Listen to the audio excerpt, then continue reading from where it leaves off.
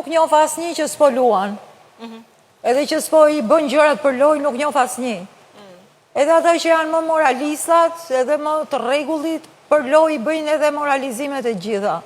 Unë mendoj që ai ka qenë i sinqert që e ka bërë atë letër për të këput një marrëdhënie e cila me sa pa ai ishte ashtu siç ishte, u konsumua aty ku u konsumua dhe e kuptoj që s'mund të kishte vazhdim. Ndjenjat janë të çuditshme. Ndjenjat lindin, vdesin me një shpejtësi të jashtëzakonshme në një botë si ferma. Nuk jemi në botën për jashtë, apo jemi në fermë. Kështu që këtu të merr era kollaj nëse s'ke rezonancë me dikë. Duhet të bësh personin pastaj tepër të rregullt që të presësh kur lodhen gjithë ata që bëjnë performancën, ti moralizosh, ti bësh edhe ndoshta pastaj nuk e di se si është fati. Di që të gjithë tu luajnë. Brenda asaj loje unë besoj që ky njeri ka qenë i sinqert me parametrat e sinqeritetit vet me atë vajzë.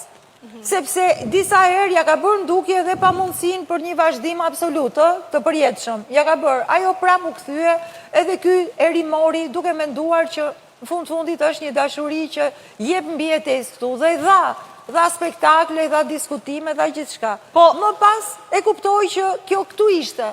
Këtu ishte. Shpeshherë e kuptoj me ndjenjat tona që aty kanë qenë.